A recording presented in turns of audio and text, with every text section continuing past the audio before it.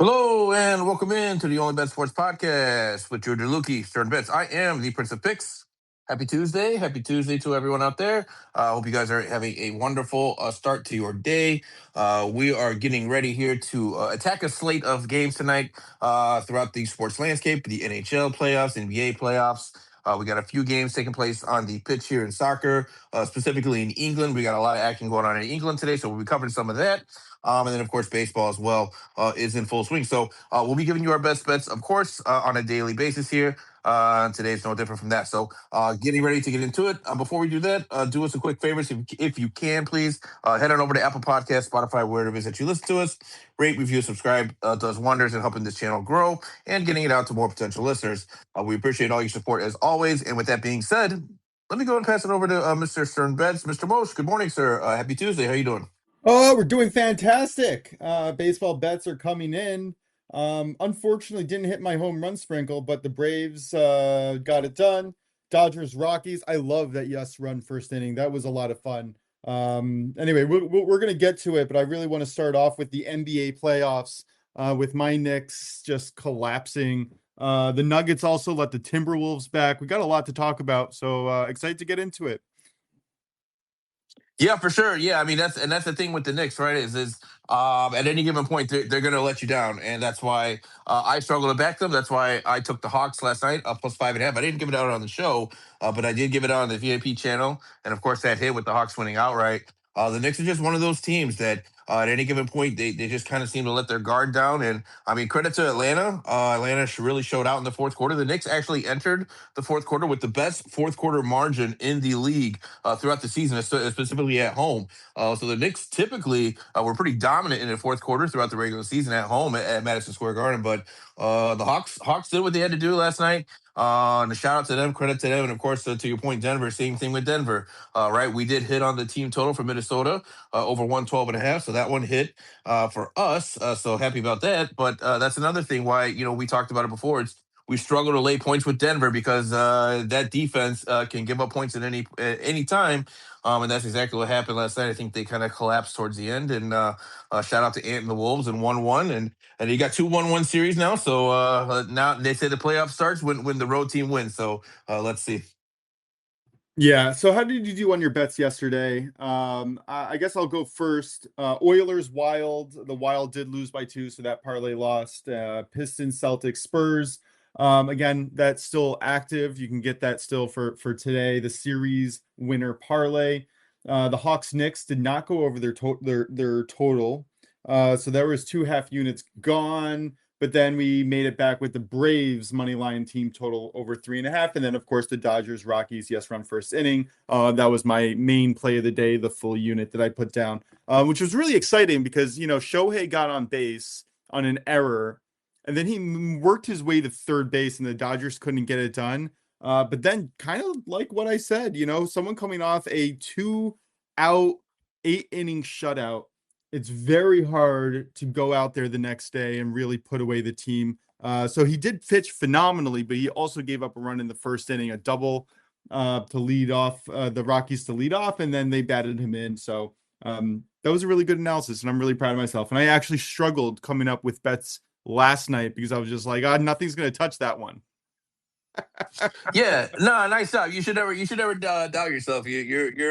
Your model and your expertise is second to none, in my opinion. So, whether they hit or miss, your angle is always typically the right angle. So, glad we told that. The Rockies video, and what I will say too about Rockies games in general, specifically at Coors Field. Those games are kind of fun to watch because you see a lot of runs. So for neutrals like myself who maybe aren't heavily invested in baseball, Rockies games are fun, especially when they're playing at Coors Field, especially when you're playing a team like the Dodgers who just mash the ball. But for us here, we hit on our baseball parlay. Dodgers money line, Braves money line. Both of those cashed. The Braves, of course, took care of the Nationals' poor bullpen, which we called that. I have been calling that really on a daily basis here, just kind of dogging on the Nationals' bullpen. But it is what it is. Until they get any better, we're going to continue to call them out. So that hit that plus money there. Then we also hit, like I said before, the Wolves team total over 112.5. That also hit. We barely missed on our NHL play. Excuse me, Wild Stars. under 5.5. It was sitting at 5, but we got an empty netter in the last 50 seconds that pushed the total over to 6. So we were 50 seconds away from cashing that one out, but it is what it is. We'll take the L on So that I one. will say that there was an under 6 in the market that I did point out yesterday. So some of our listeners may have gotten the push on that, not necessarily the loss. Perfect. Yep. If you were able to get that under 6, then shout out to you for sure. And that's another way. Yeah, I need to start looking at different books. Predominantly, I use DraftKings, guys. I'll tell you guys right now. But I need to do a little more shopping, especially on these hockey totals. I much prefer push insurance. So absolutely, if you can, play solid numbers, play those solid numbers instead. But in any case, officially for me, we did lose that one because I gave it out as 5.5. And then the soccer play. West Ham and Crystal Palace, that one turned out to be a dud. Unfortunately, there was only one goal. I was expecting a little bit more of an open style of play, specifically with West Ham needing to win, but West Ham actually lost. So they're right back down there in the relegation battle with the rest of them. So 2-2 day, I'll take it. It was a split, and we'll see what we can do today. Yeah. How about you, Drew? I know your hockey play cash. That was a really nice play. How did your other plays go? I also know that Sonny Gray cash because we got that in the morning show. Yeah, how was the rest of your picks, man? You had the Hawks Raptors parlay. You had Jake Irving. I think that lost on the hook. If you were able to push it and get the over under 15.5, that would have cashed on the other side of the hook. But how was your day in general, man? How you doing? Good. Yeah, my day was pretty good. I went 3-1. I cashed the Sonny Gray under. Cashed the Raptors Hawks lay. Didn't even need the points for the Hawks because shout out to the Hawks, they actually won. And then cashed the Hurricane plus 1.5 with the Oilers money line. And then I lost the Jake Irvin one. Looks like it was he was pitching very well, and then he made it into the sixth inning and got pulled. So we lost by like 1 out, which is unfortunate, but I'll take 3-1. Yeah, and I personally took the over under 15.5 at like minus 147, and I put an extra 0.25 units on it. And that was one of the wildest sequences I've ever seen. Yeah, there was like a routine ground ball to second base, and then he threw it to Irving, I think, and then Irving bobbled the ball. I might be confusing the Dodgers game, but anyway, there was like an extreme error that allowed someone to get on base, and then there was a hit. Oh And yeah, then they the just second pulled baseman him like out. completely overthrew. He overthrew the first baseman. He like threw it to the side.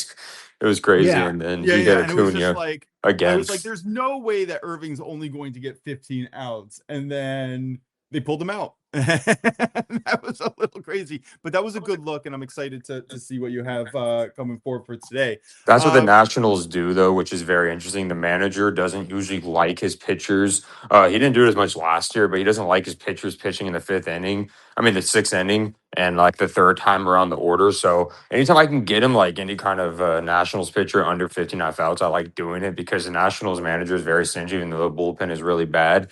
He just doesn't want his starters to have to face third time around the order kind of thing. I don't really like his philosophy, but I'll take it when I'm betting against him. So yeah. Yeah. And I'll get to fading them again a little bit later in our show. I do tend to agree that pulling your starter after the fifth inning is usually a mistake. Although if you have young starters, you don't want to stretch them out too much. But when you have a bullpen as bad as they do, I mean, I would think that you want to limit their exposure, but neither here and there. Prince, I'm going to pass it back to you. Where do you want to go first? Are we going soccer, NBA, MLB, NHL, football? Where do you want to go today, man? We can start out in NBA if you want. Yeah, let's do it. Yesterday we kind of recapped it a little bit already. Upset for the Knicks, although I don't know if any of us were really particularly surprised. Amazing comeback from Minnesota. That was unbelievable. I think they were down 15, 20 points in the first quarter or second quarter, and then they rallied back. I really considered playing a plus 15.5 line on them live, and I just couldn't do it, and then Cleveland, congratulations, you got it done. I don't think anyone necessarily, no one wants to touch that game. But bring us into today. We have a few more games today. Philadelphia, Boston. Personally, don't think Philadelphia has much of a chance once again. San Antonio, that's a part of your sweep play that you gave out yesterday. And then Houston, LA, which I probably is going to be the closely contested match of the night. Where are you going today? Yeah, so tonight's slate I think is a little bit easier, at least the two of the games. The one that's probably 50-50 for most people is going to be Lakers Rockets. But when I'm looking at the Celtics and the Sixers, I just think there's a mismatch between those two teams. I'm expecting another Celtics win tonight. But what I landed on tonight, guys, is going to be a 3-pick parlay. It's going to be a simple parlay. We're just going to keep it straight and simple on the money lines. Give me the Celtics money line, Spurs money line, Rockets money line. You parlay those three, it comes out about minus 105. Celtics, like I just said, I think they're significantly better than Boston, and I'm not. I mean, sorry, than Philly, and I'm not really sure what Philly's going to be able to do to combat the scoring that Boston can provide. Specifically at home, Boston is a scoring machine more so at home than on the road. Those role players really step up. And the what is it? The old Boston Garden. I don't know what it's called now, but I'll still call it the Boston Garden. But in any case, at home, those role players they really shoot the lights out. And I'm not sure what Philly can do to slow them down. So I'll take the Celtics here in a relatively comfortable win. Spurs Blazers, I've talked about it before. I do not expect the Blazers to win a single game in this series. I think the Spurs are just that much better in every single aspect of the game. I don't know what Portland can do to really combat all of the Spurs' strengths here. So give me the Spurs on the money line. We'll parlay that with the Celtics on the money line, and then the Rockets. I'm expecting a bounce back tonight from Houston. I'm still not a believer in this Lakers team, especially without Luka and Austin Reeves. I just wonder where that consistent scoring is going to come from. I know Luke Kennard had an unbelievable game in Game 1. Do I expect that to be repetitive in Game 2? No, I don't. And so who else is going to take that mantle?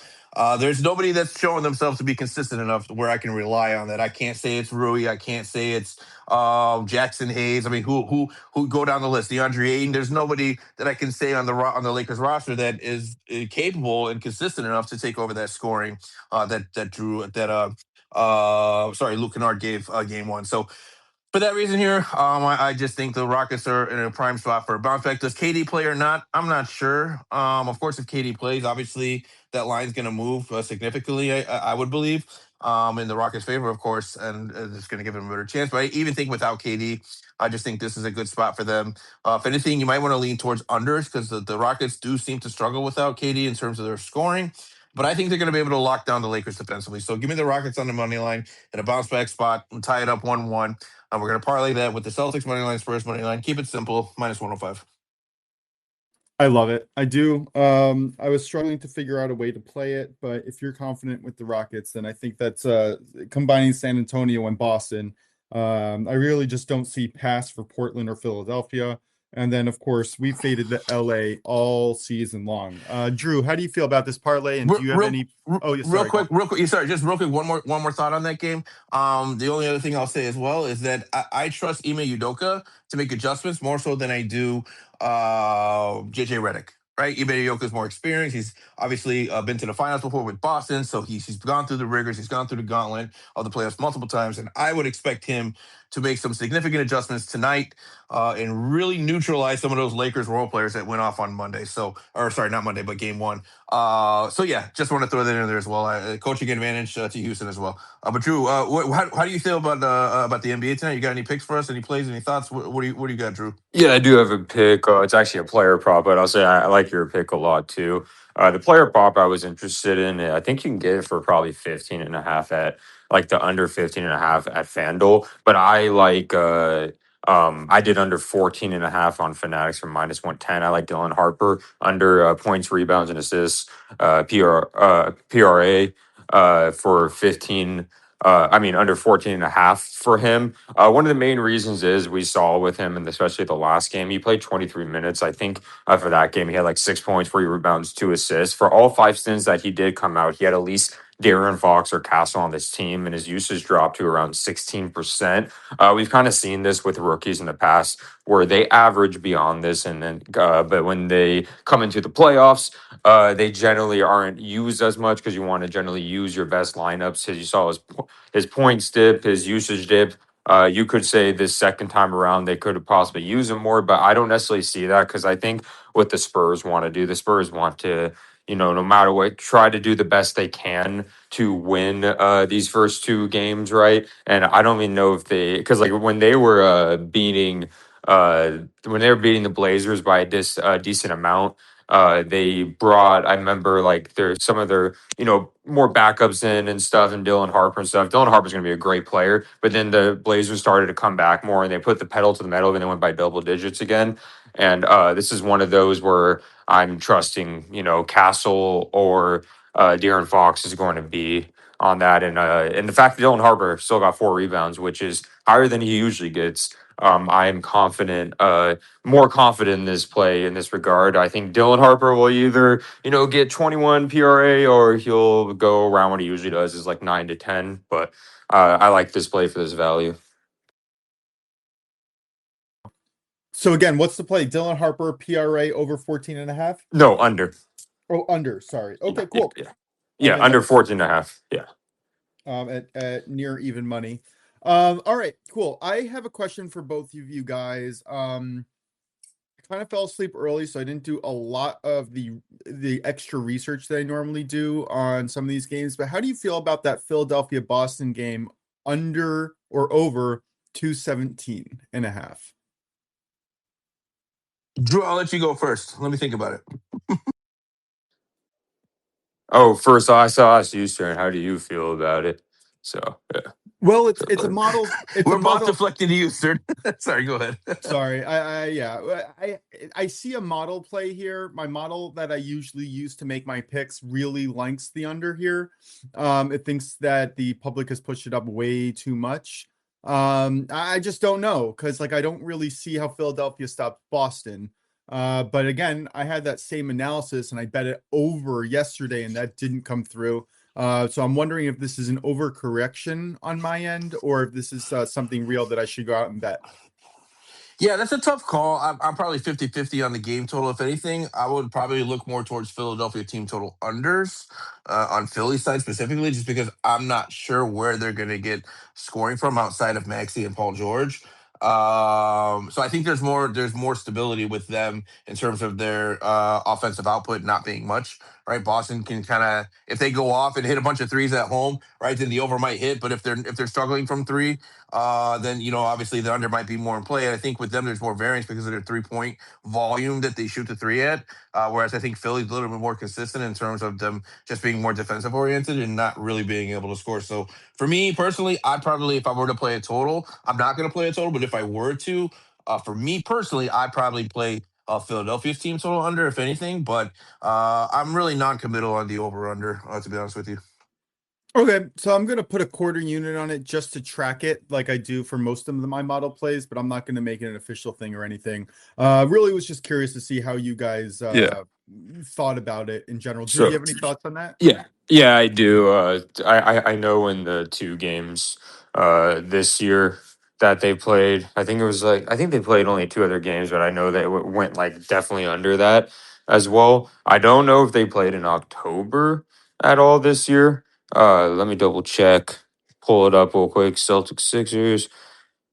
Yeah, so they played. The only time this covered was October 22nd. The over covered the one in October. Oh, they played really close. October 31st, 109 to 108. November 11th, 102 to 100. March 1st, 114 to 98. So they seem to play relatively low scoring games. But if you look at the previous 5 matchups before that, the overs hit. But I think the common denominator, there really wasn't any Joel Embiid for the unders that hit, if that makes sense. So it seems like when Joel Embiid's in the lineup, the over generally hits. So I don't mind that look. Both teams, it's like the Celtics don't mind playing slow. Of course, Celtics are good at slowing teams down. The Sixers will get theirs, but I don't really see a very fast paced game, and I can see it being an ugly game again, like 110 to 93 or something. Cool. Yeah, I definitely value that. And yeah, it's gonna be fun to track, and I'll definitely come back tomorrow with any more model plays that I might have. Let's transition to NHL playoffs. Yesterday we had a few crazy games. Carolina pulled it out in overtime. That was really exciting. Kind of happy that I didn't have to sweat that out. I just had the +1.5, but kudos to those who did have them. Philadelphia is probably the biggest story and shocking upsets that we have. They just went. They're up 2-0 against Pittsburgh, and going back to Philadelphia. It is the talk of the town here in Philadelphia. And then Minnesota, Dallas. That was disappointing that it didn't close at 5. Should have been a one goal score. And then, of course, Edmonton did pull it out against Anaheim. They were losing most of that game, and then they had to overcome some adversity. So, good on them. Drew, do you have any thoughts on today's NHL slate? Yes, I do. I actually do have a play as well. My play, one I like a lot, and this is the only play I really have. We're going to the Bruins Sabers. I thought I wasn't necessarily going to like the series, but that game was very electric, the last game, and I thought that Sabers played one of their worst games we've seen, and decided to turn on a switch, and then they came back and won. Of course, I think Sabers are, to me, from what I've seen, they're clearly the better team than the Bruins. I just I don't see them giving up like 3 goals like that early. And also, I expect their offense, as it usually is, to be better early. I just think overall they're going to outclass them again to 2-0. And when you lose a game like that, when you're a team, usually the next game, it's still in your head. That has to be demoralizing for what happened to the Bruins, where they allowed 4 goals in the fourth period. I mean, the third period to lose. I mean, they wish there was a fourth period, but there wasn't. But at the end of the day, I like not their money line. I'm doing risky. I like their 3-way money line at -110. I think the Sabres win this in regulation. I don't think there's an overtime, and I think -110 is great value for the Sabres, especially at home. Yeah, I've railed against Boston quite a bit this season. At least against their hockey team. I bet consistently with their basketball team. I tend to think that this is probably the right move. And when I'm looking at the sharp money, there's actually a lot of sharp money coming on the spread at -1.5 at +150. Which obviously the 60-minute money line basically takes care of that same line. I tend to agree with you, although I couldn't get anywhere personally on this, but happy I'm playing it now. It's going to be an exciting one to watch because like you said, you never know what's going to happen during these games. Both teams look phenomenal, and then all of a sudden, just like quick goal, and then you're down 1-2-0. So yeah, that's going to be a fun one to keep track of. Any other plays in the NHL today? No other plays. Yeah, it's just the big factor. Anytime, like I said, I see a team that blows a lead like that, they usually have it linger the next game in some way, shape, or form. As much as they're going to say they don't, and then the Sabres, that team, of course, that did it, will have the utmost confidence. Yeah. Yeah. I actually have this not going. I have this ending in regulation 83% of the time, which is pretty stark. Prince, do you have any plays in the NHL today or any thoughts? Yeah, I do actually. I have a parlay, 2 big parlay here that we'll be attacking here in the NHL tonight on the ice. I'm looking at team totals here. Give me the Avalanche team total over 2.5, and we're gonna parlay that with the Tampa Bay Lightning team total over 2.5 goals. You parlay those together, you get it at -115. I think that's we're getting 2 good offenses here against 2 average to below average defenses. And I think both of these teams are in good spots to put up some goals. So I'll take both of them at over 2.5, parlayed -115. I like that a lot actually. Lightning, they're gonna come back. I think that they're gonna come back a lot. They scored 3 yesterday, even despite the loss. Or not yesterday. When was it? Friday night, Saturday. But I do like them to come back tonight. Honestly, I think this is a really smart play, and I'm excited to be following with you. Drew, do you have any thoughts on this? No, I like those plays a lot. I expect the Avalanche game to be a little more, especially high scoring, and I think the Avalanche score more goals. I don't think anybody expected. I believe it was like 2-1, right?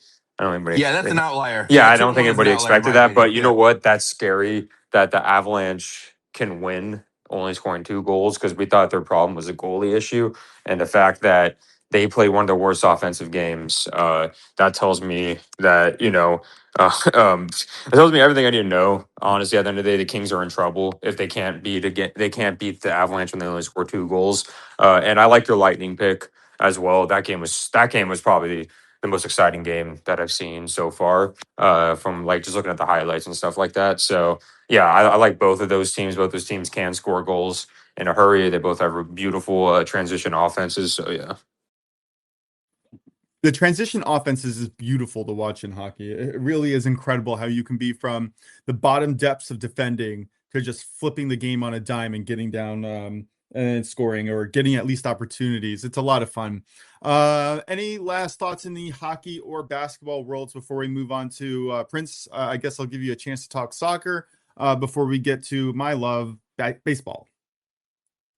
Nothing else for me in hockey. All right. Anything in soccer? Yeah, soccer. Yeah, I do have a couple plays here in soccer. So we'll go ahead and get through those right now. So first up, guys, we're looking at La Liga. We have some games taking place in the Spanish First Division, La Liga, of course. I'm looking at the matchup between Real Betis taking on Girona. It's a 3:30 p.m. Eastern kickoff this afternoon. I'm going to be on Real Betis here. Draw no bet plus 110. We're looking at the head-to-head between these two. Betis coming to this one undefeated in 14 of the last 15 matchups with Girona. So it's safe to say that Real Betis has been Girona's daddy, if you will. And I think that's going to continue again tonight with Real Betis really in position to need this win more so than Girona. Girona doesn't really have a whole much to play for. They're relatively safe from the relegation zone. I think just a few more points and they should be having that locked up. So Girona has like 1 foot on the beach right now, whereas Betis, they're competing for European competitions next season. So Betis, everything to play for here, have been dominated against Girona. I'll take that to continue here with the more motivated side in Betis. Give me Betis with push insurance at plus money. Yes, please. I will absolutely take that. Real Betis, draw no bet plus 110. And then finally for me, guys, we're going to go to England's league number. Let me pull it up here. England League One, I believe it is. Yeah, England League One. We have a matchup between Stevenage taking on Barnsley. This one here, we're looking at a similar concept with one team being on the beach and the other team having a lot to play for. Barnsley, nothing to play for this team. Their season is winding down here, just a few games left in the England League One season. Nothing to play for at all for Barnsley. They can't compete for promotion. They can't get relegated. So they're stuck in the middle, just waiting for the season to finish up. Meanwhile, Stevenage, they're very much in the playoff race for promotion into the championship division. So Stevenage, everything to play for here. In this one, Stevenage does own the head-to-head. They've won 3 of the last 5 against Barnsley. Has Stevenage. So I'm going to keep this one simple. I'm going to take the more motivated side here in Stevenage to get the job done in front of their home fans here in a very important game for them. Give you Stevenage on the money line here at minus 115. And that's all I got for soccer today. Yeah, by the way, I really like your Real Betis look there. I think that's really sharp, and I think a lot of sharp money is on you. I don't have that much experience in England League One, so I'm not going to talk out of there, but I like your La Liga play, and that was actually one of my model plays. I don't necessarily play it, and I haven't been coming out with it a lot, but the model's still there, and I'm still looking at it every single day. Yeah, and one other thing I will say too, if you're looking for an alternate play on that, maybe a little bit safer play, BTTS, it comes in at minus 150 right now, but it has hit in 12 of the last 15 head-to-head between these two sides. So not only has Betis been pretty dominant, but both teams have gotten on the board fairly regularly. I guess another way you might be able to attack this as well is maybe take both teams to score no draw.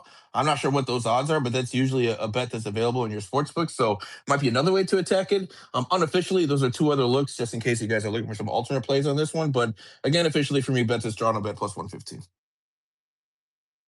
I can dig it. All right, let's get to baseball. Got a half an hour to talk baseball, unless anybody wants to come in about 15 minutes and join our show.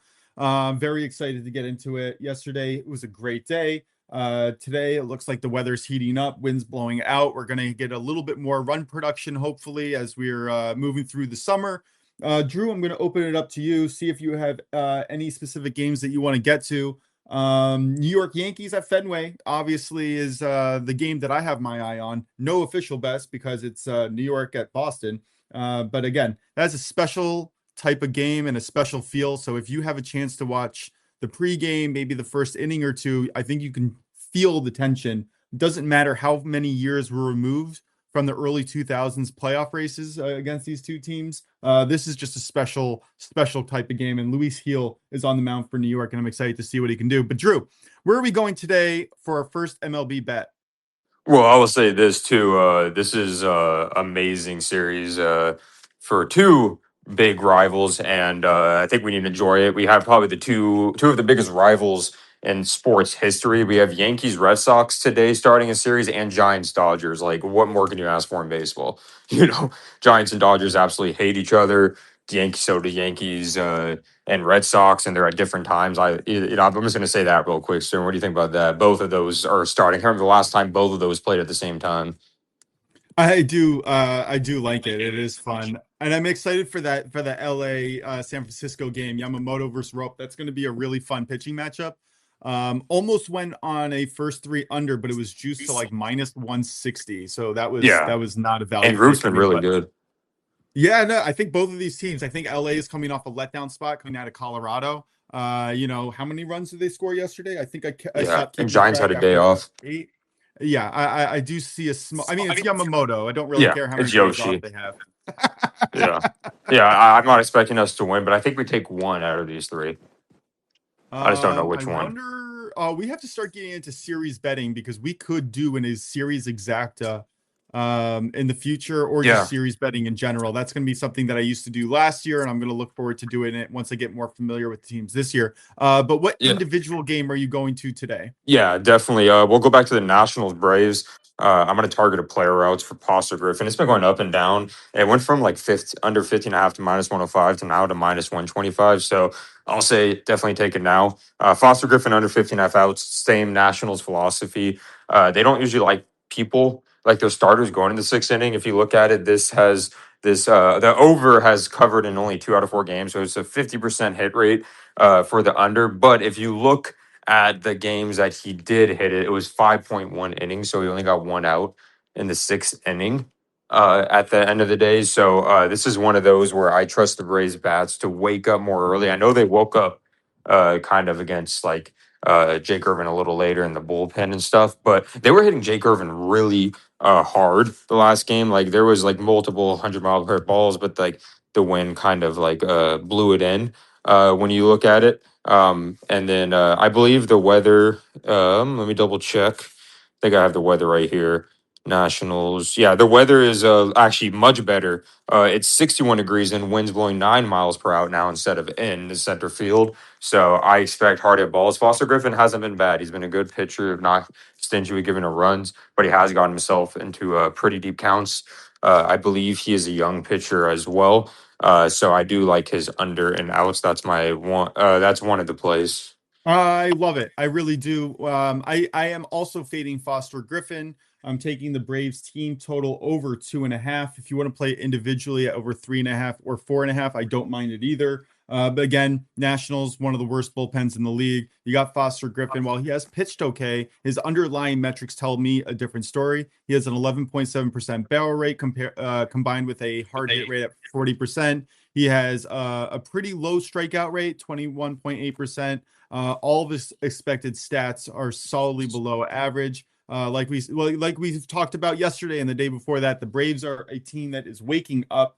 They have, especially in the late innings, they are the number 1 scoring offense from the 7th inning on, which really kind of contradicts Nationals. Well, I guess it really goes hand in hand with the Nationals' bad bullpen. I very much expect the Braves to score at least 3 runs, if not win this game outright. Yeah, I think that's a phenomenal play. You know what? Let me give my second half of that parlay, and I'll pass it back to you. Oh, wait, great. Can I correct myself time? He's not a young pitcher. He's 30 years old, but this is his first year starting coming out of the minors. He did play in 2022 in the majors, barely. So my bet on that, I thought he was relatively young because he just came in, but he's a 30-year-old minor league pitcher coming in this year. Yeah, that's all good. Everyone makes mistakes, especially little details like that. And yeah, I'm going to take the Braves team total over 2.5, parlay that with the Brewers team total over 2.5. You can get that at minus 115 over on DK. It is a full unit play for me. Brewers are going to be on the road at the Tigers. Who are starting Cater Montero, who started off the season fantastic, but did come back to earth against the Royals. And I should say it was the Royals on the road, which to me makes a big difference. He gave up 4 home runs in that appearance. Montero's lack of swing and miss stuff was really going to hurt him against the contact-happy Milwaukee club. And then when I'm looking at the Tigers bullpen, I expect negative regression. They've done fantastic so far, but they have a 425 xFIP.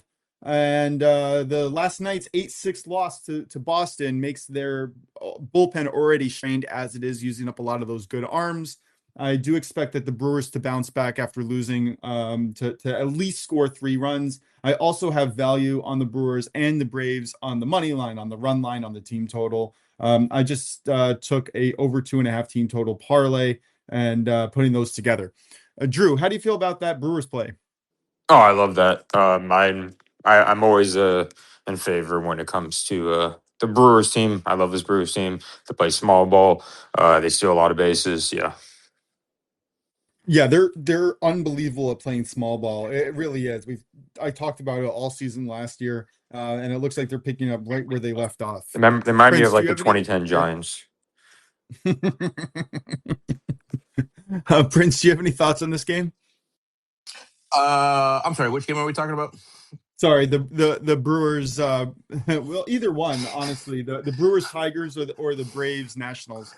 Yeah, the Braves Nationals. Actually, I have a play for that. I actually have a 2-pick parlay. I'll just go ahead and get into it real quick, and then I'll let you guys carry on here. But real quick, my play for the Major League Sunday guys is going to be the Braves team total over 2.5. I heard you say that you like that. I'm glad you like that because that's part of my parlay, and we're going to parlay that with the Cleveland Guardians.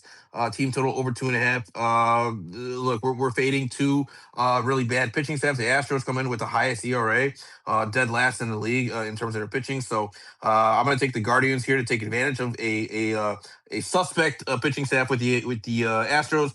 Looks like they're starting. Who is it here? Ryan Weiss. Who's got an ERA of 6.75, so not very good, obviously. And the Indians, whoops, the Guardians. I'm going old school here. The Guardians here should have enough batting to get some runs here against the Astros. And then, of course, we've been talking about the Braves at length here. And we've also been talking about the Nationals, just an epic mismatch in terms of bad pitching and great hitting. So Braves over 2.5, Guardians over 2.5. That parlay, if you boost it on DK, you can actually get at plus money, plus 109 with a DK boost. I really like that play a lot. Looking at Ryan Weiss, metrics are terrible. 11.5% barrel rate, 54.5% hard hit rate, expected stats down the tube. The only thing going for him is his strikeout rate. But when you're looking at the Guardians, their strengths, they're actually ranked 5th at not striking out. I'm not really sure if you should say 5th in striking out or 5th in not striking out, but the point is they don't strike out very often. And if you're going to take Weiss's only weapon away from him, I do expect Cleveland to have a really good game. The only reason why I personally didn't want to bet this game, I think it's really sharp that you're taking the team totals. I didn't want to trust Parker Messick after his failed no-hitter run where he went into the 9th inning. He pitched 113. I don't know. He pitched a lot of pitches, and I expect his arm to be a little bit rubbery coming back. So I was a little uncomfortable, but that is a game that I am targeting. I think that the Cleveland is the right side of there. And if I get a live line, that's something I'm going to be looking. And I'm very happy that I get to play the team total now pre-flop. So yeah, thanks for bringing that in. I think that's an excellent play. Awesome. Appreciate it. Let's tail it.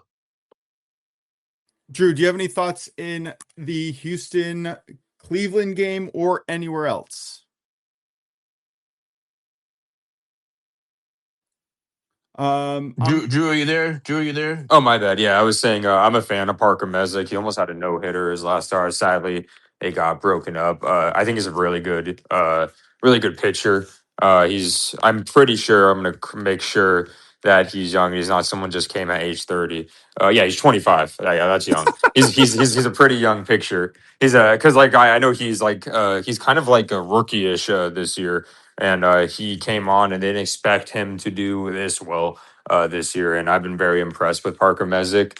And I think with when it comes to the Houston Astros, though, we don't. it's just hard to bet Houston Astros games because they're one of those teams that will be like, they'll score 1 or 2 runs and they'll score 8. So I don't have much of a take in that game, but my last play of the day, I only have 2 plays in baseball because I'm doing 2 other plays in other sports. I would say is to the Phillies Cubs game. Give me Shota Imanaga under 17.5 outs. I did this one other time. Actually, I did 2 other times. I got bitten one and didn't the other. This is one of those few times where literally Shota's last start was against Philadelphia. We kind of saw with Aaron Nola yesterday. They only played a week ago. So the schedule makers are kind of funny in that way. Like this is the same exact matchup, Luzardo versus Shota. I am done betting on Luzardo's overs until he doesn't have a blow up inning. But the reason why I'm doing Shota under is because Shota has his first 2 starts, he only made it through like 5 innings. The last 2 starts made it through 6, but he's had 97 pitches and 100 pitches, and he's had 9 and 11 strikeouts. So he's been getting deep into counts and has been raising his pitch count high.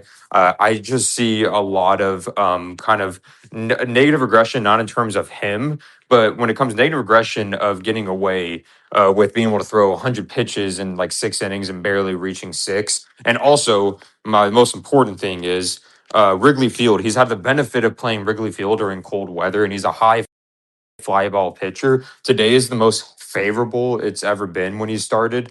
2 hitters. There's 10 miles per hour blowing straight to center. It's gonna be 70 degrees with 50% humidity in Wrigley Field. Baseballs are gonna fly at the end of the day, and I expect with a high fly ball pitcher like him, he's had a little better ground percentage, but usually when he gives up his runs, like he did last year, is usually home runs, and he doesn't really produce much ground ball rate. And I expect the Phillies hitters to wake up here, and they've already seen them. Like when you have players like Bryce Harper, Trey Turner, Kyle Schwarber, and such see a pitcher just like a week ago, I expect them to have kind of an advantage. So I like the idea of them knocking him out before he finishes 6 innings. That actually goes kind of hand in hand. I have a lean on the Phillies. It's not a play. I'm not even putting a quarter unit to track it. But I do have a lean on the Phillies. I've been watching their at bats, and I feel like they've just been unlucky so far to a Yep. certain extent. And I feel like they're going to come together sooner or later.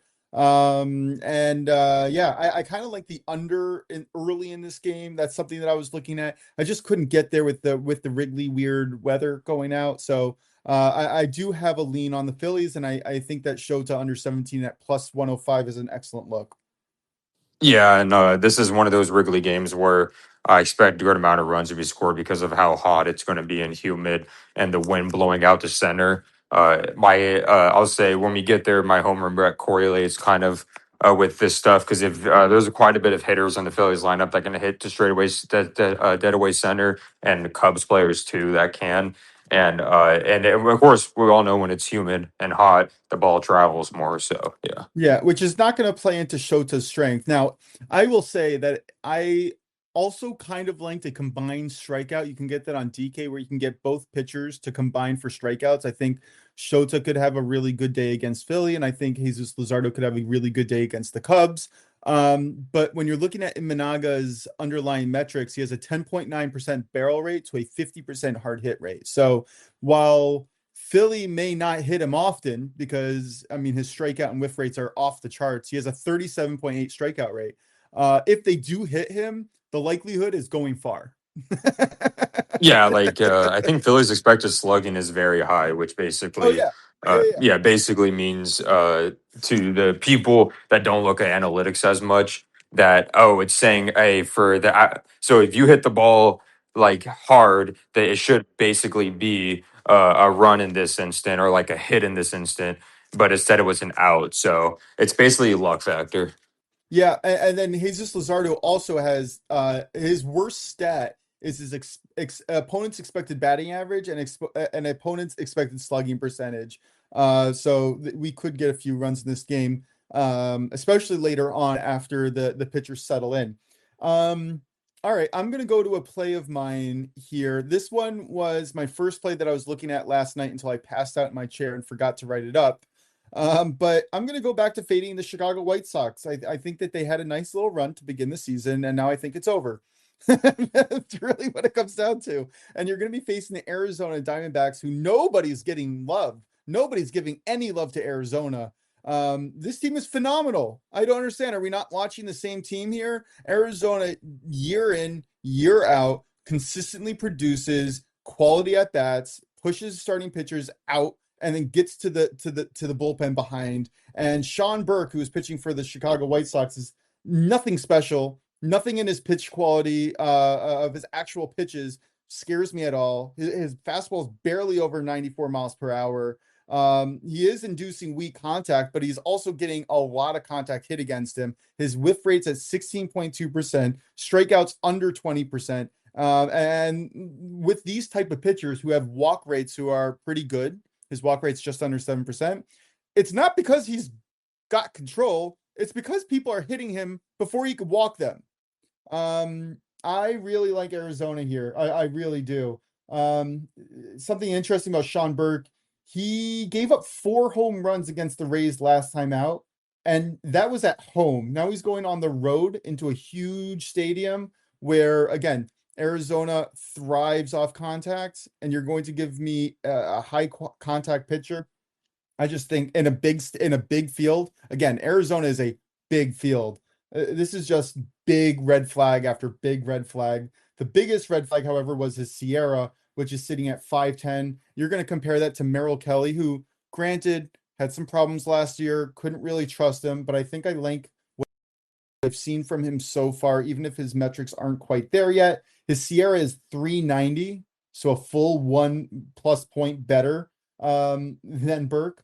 And he gets the benefit of facing a bottom 5 MLB team, maybe bottom 2 or bottom 3. And runs per game, Chicago ranks last. In weighted runs, run creation, they do rank last.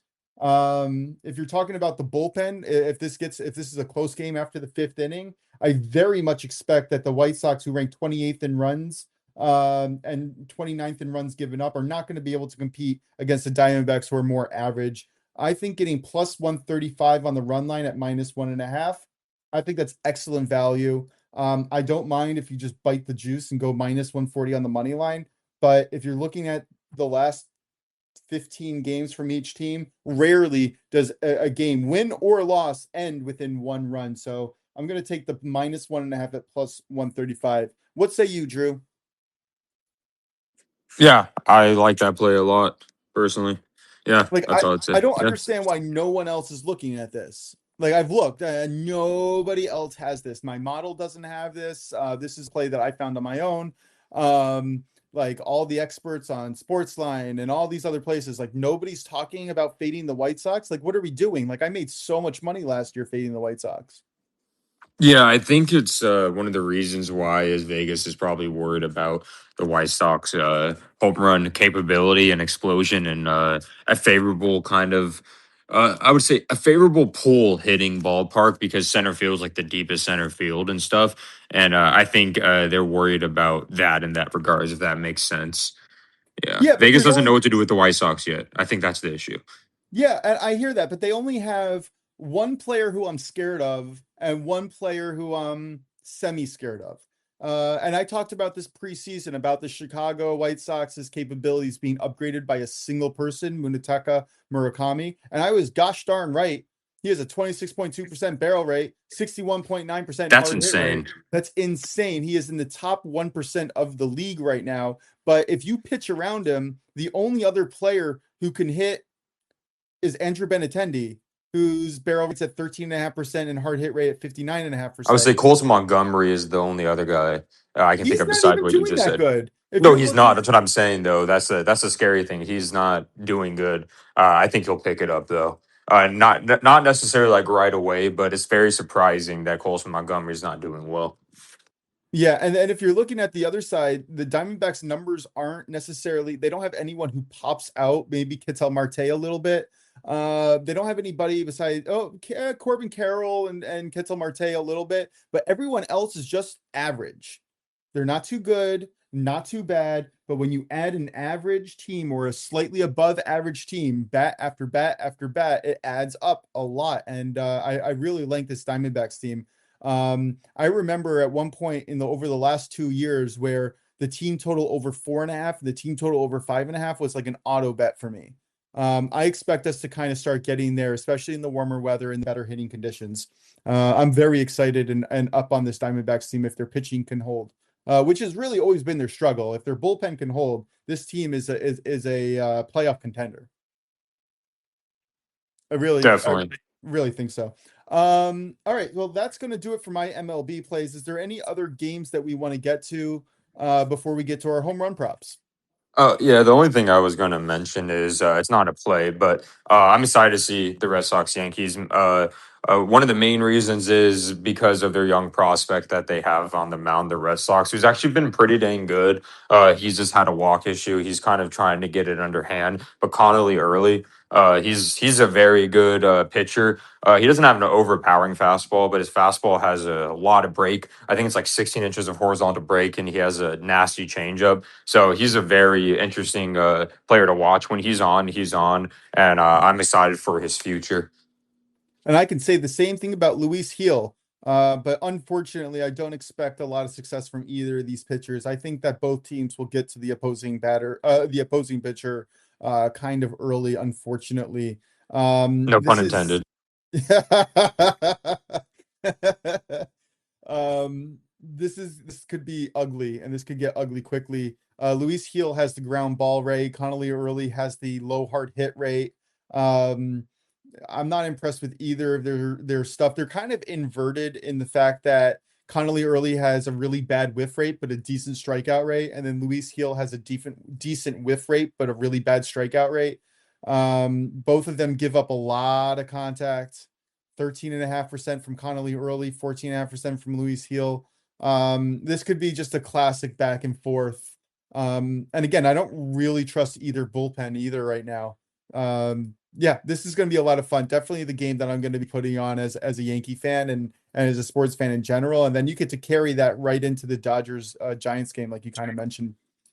Well, the Red Sox are going to need early to go at least 5 because they used 7 bullpen arms yesterday because of Sonny Gray getting hurt. Yeah. So Yep. Yeah, I do expect this game to go over. Actually, let's look at that over right now to see if the there's only thing that any scares value me on is that the one. weather.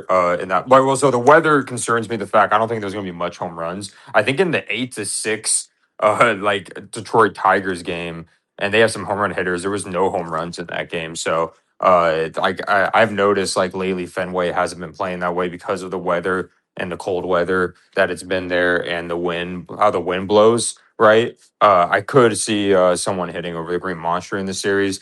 This series is always very interesting. We're either going to see like a 3-2 game or like a 7-8 game, but I expect it, of course, to be I expect it to be close. But there may be a lack of home runs. As I think the odds are kind of saying that. But I think how people are going to score in this game is hitting gappers and stuff. So yeah. Yeah. By the way, 3 out of the last 5 games for each team has gone over. Both teams are hitting decently. I really do lean over. If we get a no runs in the first few innings, that's going to be a live bet for me. And I'm going to be watching it, so hopefully I'll be able to get that on Twitter for everybody. All right. Any last games, Nope. Prince? There was one game that I was really interested in. Couldn't get there exactly, but we have Nolan McLean again pitching for the Mets against the Twins. He's a right-handed pitcher, so maybe he'll have some success. And then Simeon Woods Richardson is having some truly awful metrics. But again, he is facing the Mets, who are struggling a little bit. I would expect a lower scoring game overall, but I do lean the Mets. I did see, I think it was Matty Ice who had the -1 at -113 over on DK. I linked that play. I played it personally, but any thoughts on this game, Drew? Yeah, the Mets have. I have a Mets. I have a Mets fan who's a really good friend. They've lost 11 in a row. They need to Yeah. win, especially in front of their home crowd. I like the Mets here, not just for metric purposes or any of that. They need to win in front of the home crowd, or their home crowd's going to boo them off the field. And they have their best pitcher. Honestly, I think Nolan McLean's already one of the best pitchers in the league. When I say that, I think he's top 10. right now. He's nasty and disgusting. You don't want a lefty facing the Twins, as we all know, and he's not a lefty. Yeah.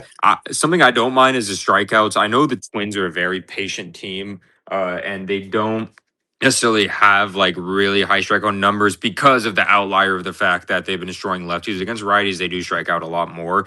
And Nolan McLean has been striking out people. Like I think like he has he's at 6.5 Ks, but I expect Nolan McLean here to at least go like 6 innings, personally. And I think they're going to want him to go 6 innings just because the bullpen has been pretty depleted. And last time we saw Nolan come in, I think it was against the Dodgers, and he pitched like 8 innings or something like that, or 7. Yeah, Yeah. and that always makes me nervous. The over under his outs were over under 17.5 at -145. The juice on the first 5 number, I think that was like -170. So I didn't find any playable edges, but it is a game that I was definitely looking at. All right, let's get into home run sprinkles of the day. Drew, do you want to go first? Yeah. Let's go with Bryce Harper plus 390. Love it. I Yeah, love it. that's how. I forgot where I heard that from. I think it was like how a Philadelphia person says it. Bryce Harper. But with Bryce Harper, I like him a lot, especially in this. He's been doing better than people probably expected this year. I think he has like 4 home runs on the season. He is not just strictly a pull hitter, as we've seen in the past. We especially saw it in WBC. His main home run to tie the game, which US eventually lost, was like dead center. He can hit a dead center or he can pull it, but he has that enough power. And if he hits a dead center, the wind's going out there, there's humidity. And another reason with this is I can tell he is trying to like hit for more power, but he also is shortening his swing too. Like I think got a couple hits yesterday and against Shota, who is a very like high fly ball pitcher, kind of like we talked about. I think he can get one going against him. The last start was actually the first time Bryce Harper has ever faced Shota Imanaga. He was 0 for 3 with 2 Ks. I think that changes. I think one of the ones he didn't get out, he was able to like hit him decently. I think Bryce Harper is going to try to sit on his fastball and stuff like that. So I like it at plus 390. And like I said, the home run bets for that game is very telling because usually we get Bryce Harper in the plus 400s or plus 500s. So I expect there to be multiple home runs in that game. I love it. I really do. Prince, who do you got for your home run sprinkle of the day? Yeah, we're gonna go to that Braves Nationals game. Give me Ronald Acuna Jr., El Abusador, La Bestia, the legend himself. I think he's overdue for a home run, and of course, we are going to be fading the Nationals pitching staff at any chance we get. So give me Rojo here to go yard plus 390. I love that play a lot, especially because you literally have all game to hit it. Ronald Acuna, he is among my top players in my home run model. 14.9% barrel rate to 44.8 hard hit rate. And the fun thing about that is he's also seeing the ball better. He has a 12.6 walk rate and a 19.4% strikeout rate. So not only is he getting contact and putting power to the ball, but he's also getting good at bats. I really, really, really like that one. Personally, I'm going to be fading someone named Chris Paddock. We faded him a lot last year. Unfortunately, I thought that he had a lot of good stuff coming around together. Never materialized, and he got traded to the Marlins, which is never a great sign. Yeah, I'm gonna take Jordan Walker. I'm gonna get in on the fun at plus 450. Been looking for an opportunity to back Jordan Walker, who has had one of the best opening seasons of anybody ever. That's really what it is. He's sporting a 23.2% barrel rate to a 58.9% hard hit rate. And he's facing Chris Paddock, who's given up 4 home runs already this year in 4 games pitched, and sporting a 46% hard hit rate. Paddock really struggles with striking out batters, which is really Jordan Walker's biggest Achilles heel. And if he can't strike him out, I think that he's going to get hit really hard. And even if it's not a great home run hitting stadium, I think Walker to hit one out against Paddock is a solid look. Honestly, I would just look up and down the lineup. Somebody on the Cardinals is going to hit a homer against him. I'm just going to take the hottest batter they have. Drew, do you have any thoughts on that one? Oh, I love it, and I'll just want to say I'm glad Kyle Stowers is back. He's Oh a very no, exciting player. I'm not, because it throws off fading the Marlins every game. Oh no, yeah, I was excited as I get what you're saying. That's a great point. But it scared me though because I think he got hit his first at bat, and I was like, oh, don't tell me he got injured again, you know. And then he got 2 hits after that. So whoever hit him pissed him off. So thank you, I appreciate it. No, I don't. Do you wait? So he hasn't had enough stats because he Yeah. was injured to really get the underlying metrics, but his hard hit rate right now is sitting at 80%. Oh yeah. I watched his at bats where he got hits. He was like destroying the ball, and even his outs were hard. Yeah, so very excited to see him back. You're right. I'm just making jokes. Oh no, I agree with you in a way. It's hard to fade the Marlins with him because he is one of those players that can probably single handedly. I'm not saying he's like Judge stature or stuff, but he's one of those players that can single handedly like carry a bad. Not single because no one can single handedly a bad in 1 through 9, but he's someone that can be show up in the bottom of the ninth and it's 3-3 and you're scared, you know, Very, shitless. I think he Yeah. maybe not the same gravitas as Judge, but he definitely has the same impact on the lineup. Yeah, exactly. Yeah, this is fun. All right, guys. Any other sporting news that we want to get to before we wrap this thing up? No, just excited for the draft upcoming on Thursday. So yeah. Yeah, that is exciting. Although I think we all know who's getting drafted first. Prince, any other thoughts in MLB, NHL, MLB, soccer? There's so many different things going on. Anything else that we got to get to? No, not for today. Of course, we got a massive midweek action tomorrow, so definitely be excited to get into that tomorrow. But as for today, nothing else. All right, sounds good. All right, Drew, why don't you close us out Yes. with your best bets? Yeah. I have Foster Griffin under 15.5 outs at -125. Shota Imanaga under 17.5 outs at +105. And then I have I'm going to say Dylan Harper under 14.5 outs. I mean, not under 4.5 outs, under 4.5 PRR -110. Buffalo Sabres threw a money line at -110, and then sprinkle Bryce Harper home run at +390. Sorry, I saw too many Harbors. That's funny. It's been a godsend that you're able to help us with our show, full-fledged co-host. It is really awesome having you on and getting your opinion, because like I don't know where Prince and I would be without you, man. I really don't. Appreciate it, man. I have a few plays here. Brewers Braves team totals parlayed together over 2.5 at -115. And then I have the Diamondbacks -1.5 at +135. And then my home run sprinkle today, Jordan Walker +450. Prince, close us out. Yes, sir. So for me, guys, in the NBA playoffs tonight, we got to keep it simple. Money line parlay: Celtics, Spurs, Rockets, all on the money line -104. On the pitch in La Liga, give me Real Betis draw no bet +110. We're gonna head over to England League One. Give me Stevenage on the money line at -115. Over on the ice tonight, NHL playoffs: Colorado Avalanche team total over 2.5. Parlayed with the Tampa Bay Lightning team total over 2.5. That one comes in at around -115. On the ballparks tonight in the major leagues, give me the Cleveland Guardians team total over 2.5. Parlayed with the Atlanta Braves team total over 2.5.